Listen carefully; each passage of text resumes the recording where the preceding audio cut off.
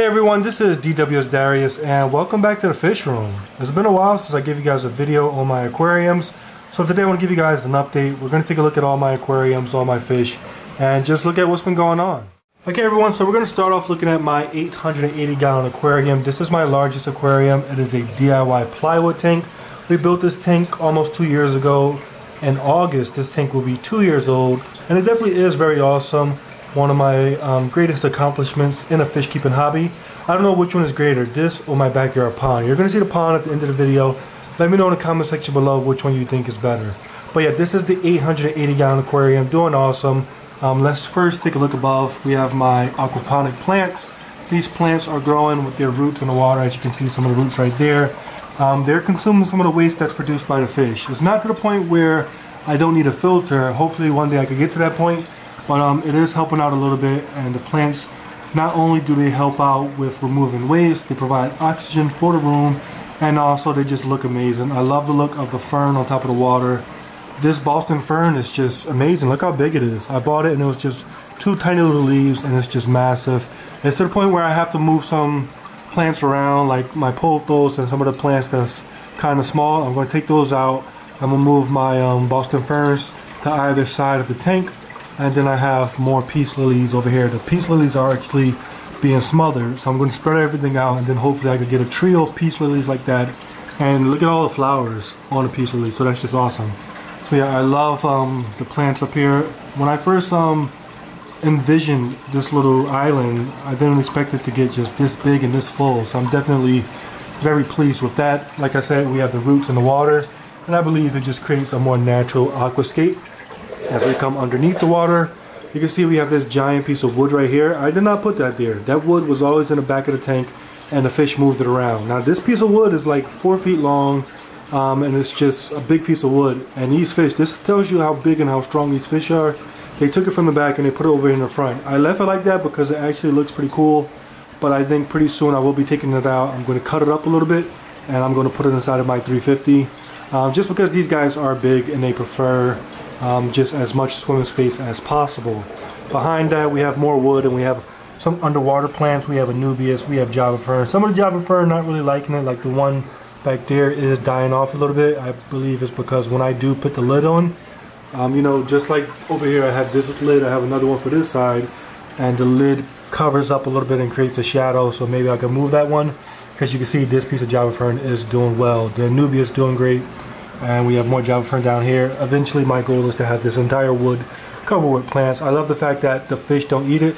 Obviously most of these guys are predators, but even my herbivore flagtail doesn't bother it, so that is awesome. Besides that, just a very simple scape.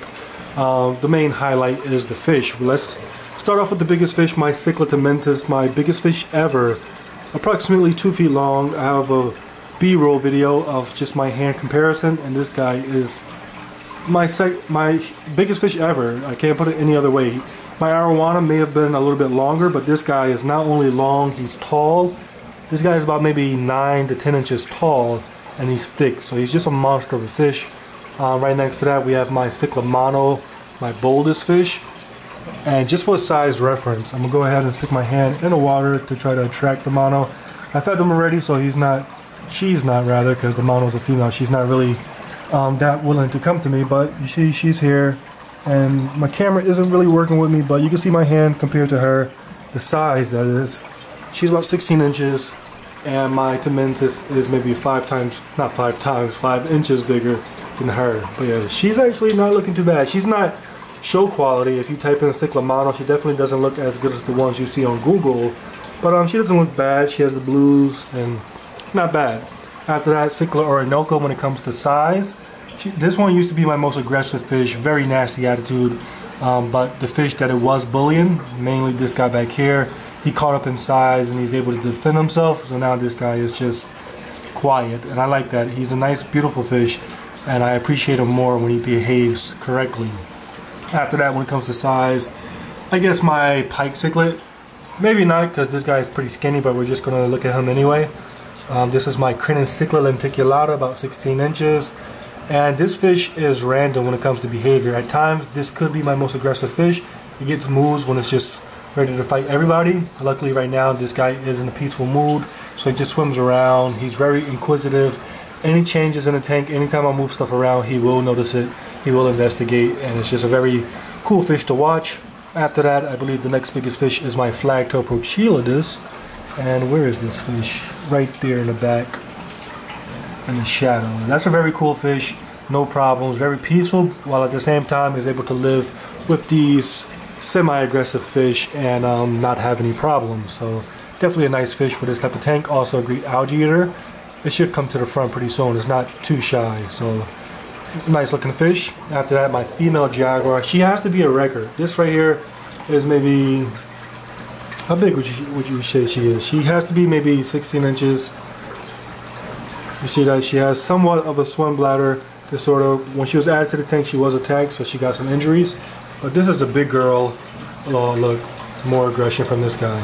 She's a big girl, especially for a golden morph. So yeah, she might be a record. Eventually, my goal is to try to get her with Indonimus. But that's going to take some time because right now she could beat up Indonimus, so I need to wait for Indonimus to catch up. After that, I guess the next biggest fish is the guy that just tried to punk her. That is my Messoaris Geoffrius. We're going to come back to him when he comes out of the shadows. And then we have my Cichla Azul Peacock Bass. Cichla Azul might be longer than this guy. He's coming, so let's just look at him real quick. Messoaris Geoffrius. Most of these fish are all South American with the exception of the jaguar. But look at this guy, very beautiful. He does have somewhat of an attitude, but because he's smaller than the rest. And when I say small, this guy is 12, 13 inches. So he's still pretty big, but these guys are just monsters. So he can't really do too much damage. Now let's look for the Azul. Azul grew very fast. He's very competitive. One time the Azul tried to fight the biggest fish in the tank. Of course, he was unsuccessful, but he definitely has motivation, and he has where is he? He's in the shadows. I fed them already, so they're not front and center. When I don't feed them, they're all in my face, but because I fed them, they're all in the back. But he's back there, and that guy definitely wants to be with power and position. So we're going to see a lot of action from this guy in the future.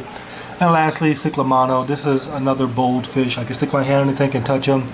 Like I said, when I put him in the tank, the Orinoco was bothering him a lot, so he's not as big as he should be.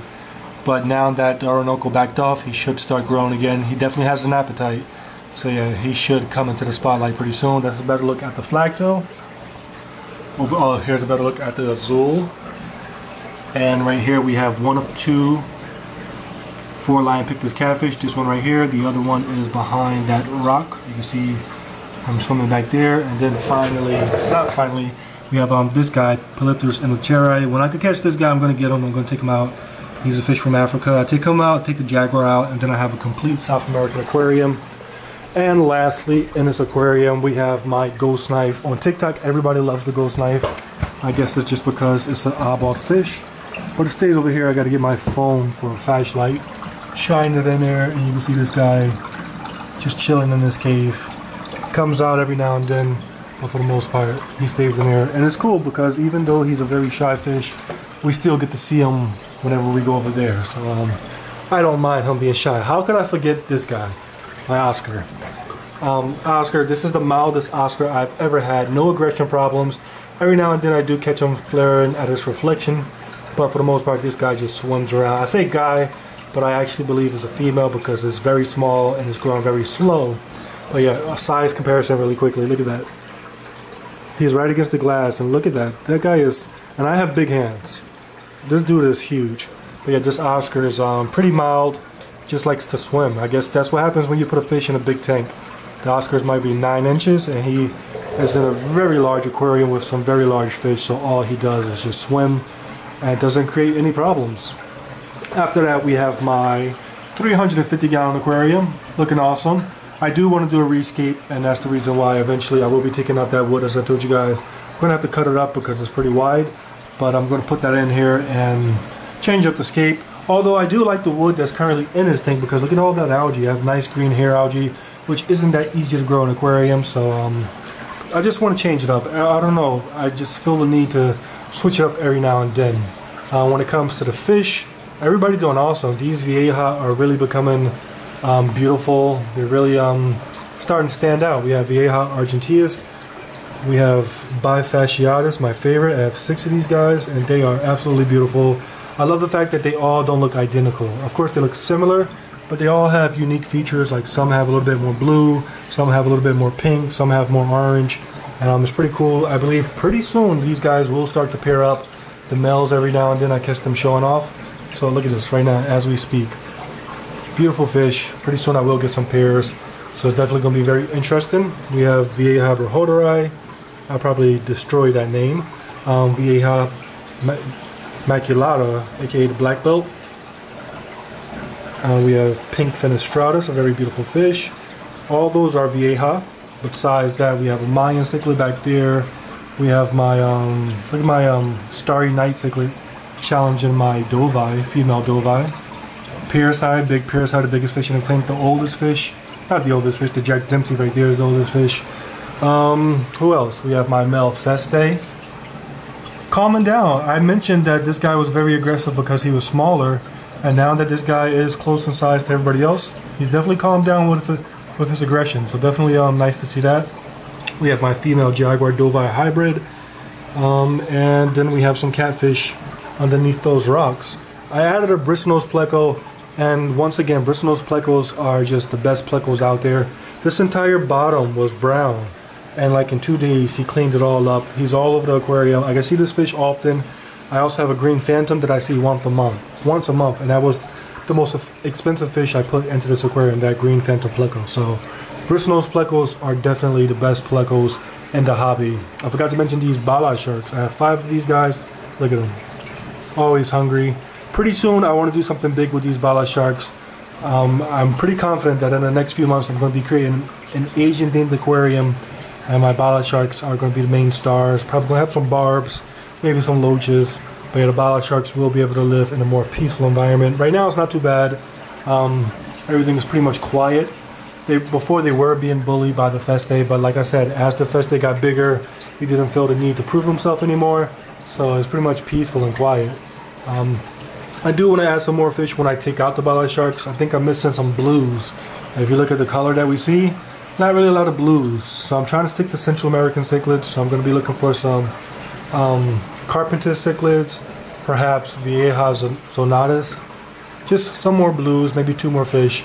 But yeah, as of now, not bad. I do want to take out this female dovai. I do want to take out the jagovai.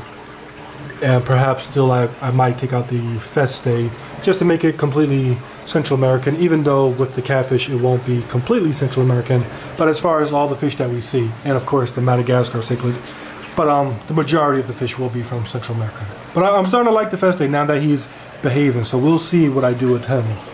Underneath that we have my jaguar cichlids. These guys are for sale. I have these guys on Craigslist.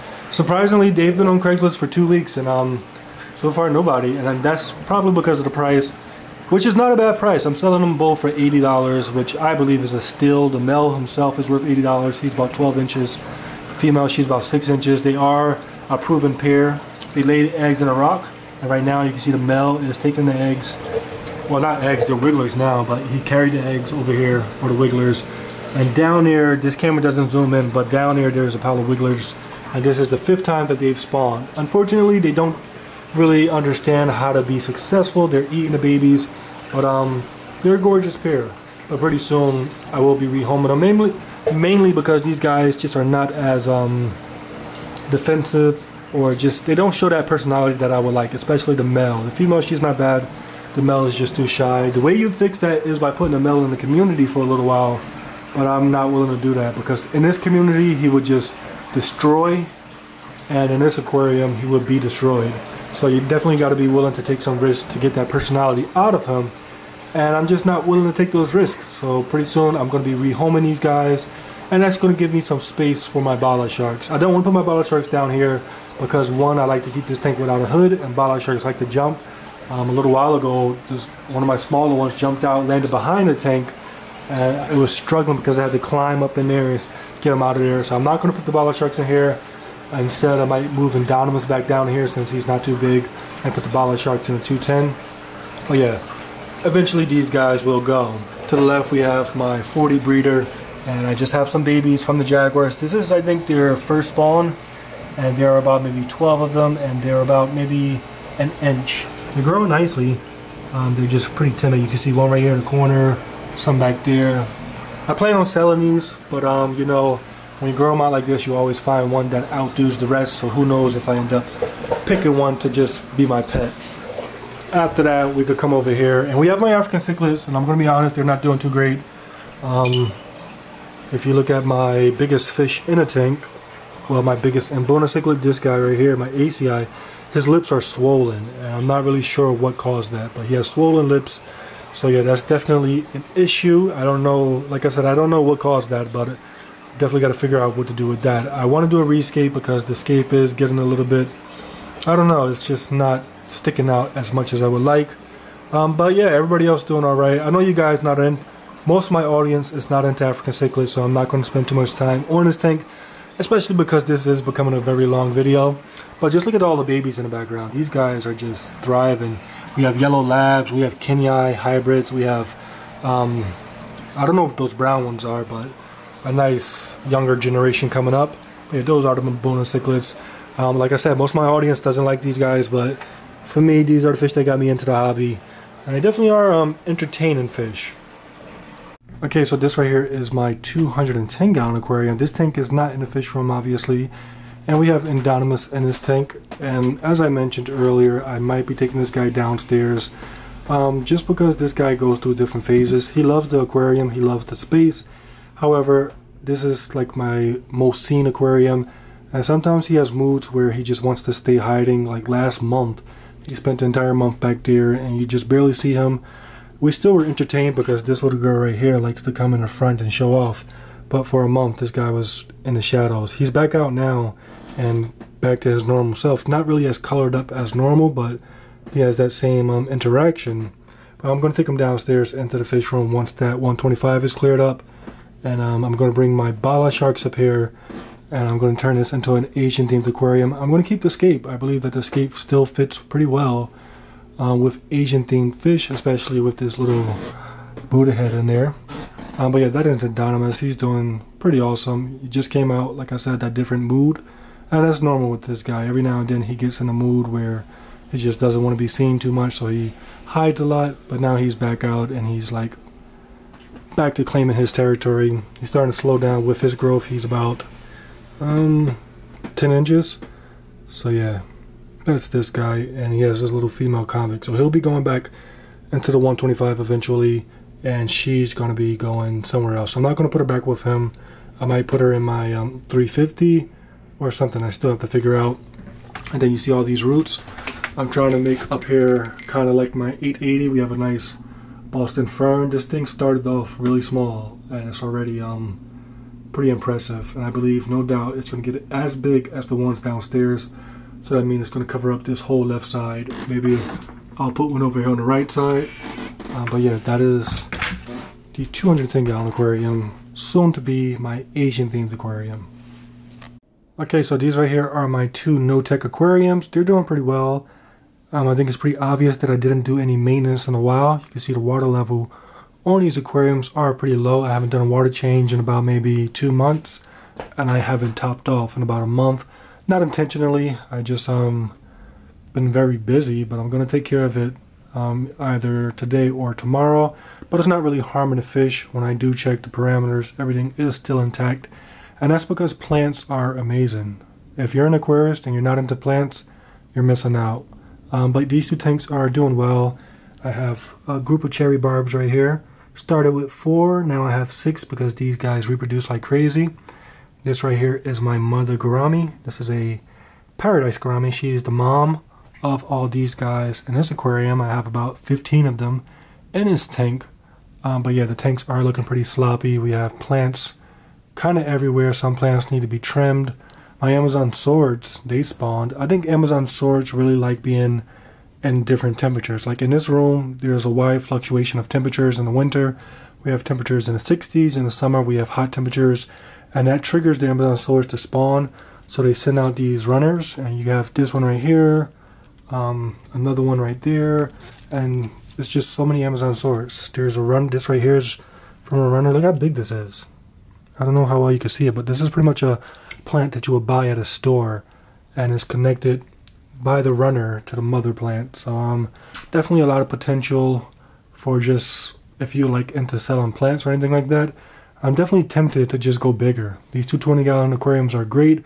I love the dimensions, but I'm tempted to put a 55 up here.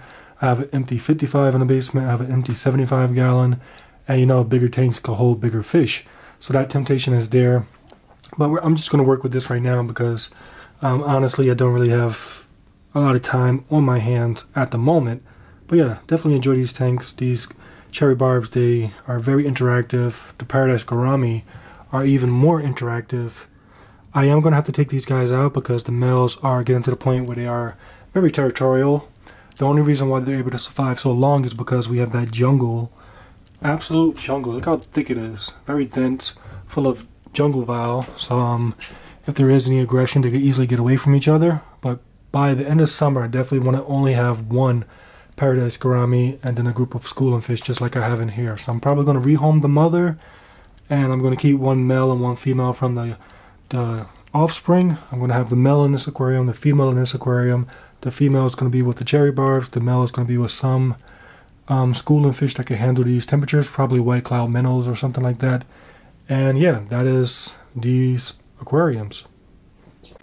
Okay, so this is going to be a look at the backyard pond. It's raining right now, so I got to use my phone.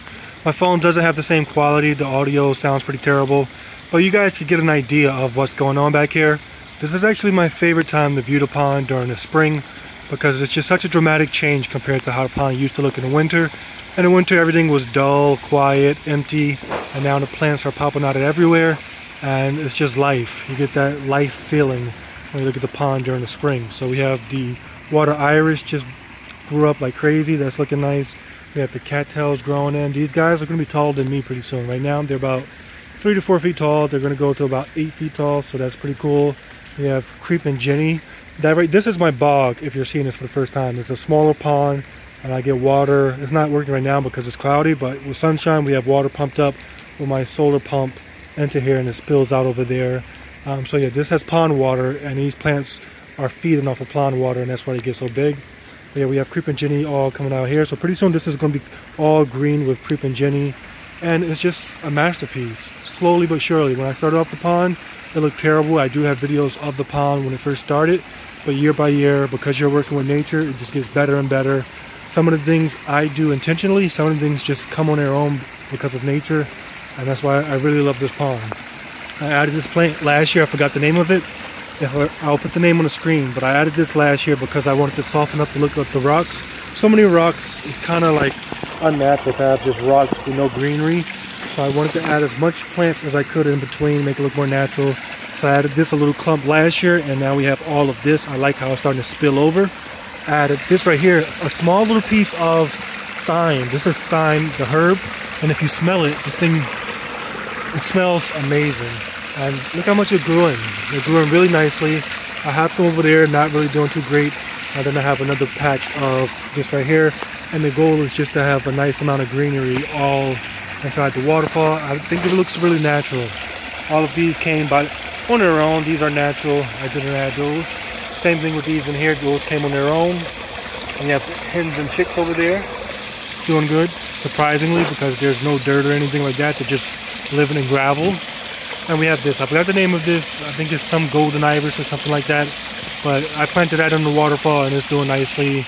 And the cool thing about this plant is that it stays looking the same throughout winter. So even when everything is frozen, the plant still keeps leaves. It doesn't die. So that's a plant that just looks great all the time. Of course, it looks better in these warmer seasons, but yeah, it doesn't look bad in the winter. Besides that, pretty soon this is all going to be covered with Creeping Jenny. I hate how long these grasses take to grow up, but when they do grow up, they do look really nicely.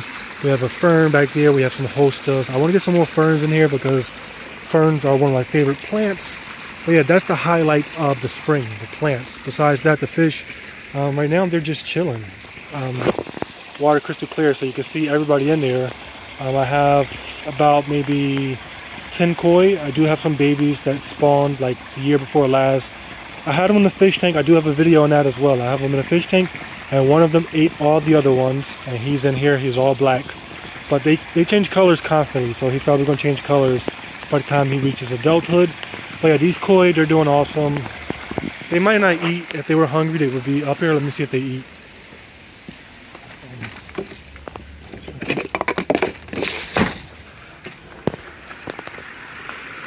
I know this video is like terribly long, so I might just split it up a little bit, but I'm probably not going to eat because they're eating. But yeah, these guys are awesome fish. Now this platinum butterfly right there, that is my second biggest fish after my Cyclotomensis. It is a butterfly, so it's kind of cheating because the fins are extended, but still a very large fish, very beautiful. It's like they're flying because the water is just crystal clear. But yeah, everybody in here doing awesome. I do have one sunfish in here. I took two out last year because they were just being too aggressive. I have one more. I'm going to try to get that one out. I did have a high population of mosquito fish, and so far I'm not seeing any. So I'm thinking they all died over the winter, which is shocking because they survived so many winters. And last winter wasn't that bad, but I'm not seeing any mosquito fish so far. But yeah, this is the pond as of now. I'm going to toss some more food in there, but I'm going to finish up the video because the video is getting too long. And I don't really know how waterproof my phone actually is. I know it's a Google Pixel 6, so it's supposed to be able to go underwater, but definitely don't want to risk it. So yeah, we're going to finish the video here. Thank you for taking the time to watch the video. Hope you guys enjoyed. I do apologize for just not being so consistent with my videos. There is light at the end of the tunnel. Eventually, it does look like I'm going to have a lot more time on my hand. So yeah, but we're going to take it one day at a time. That's a better look at my biggest fish. Well, second biggest fish. But yeah, everyone, that's all for this video. What do you think about the pond? What do you think about my tanks? And I'll catch you guys on the next one.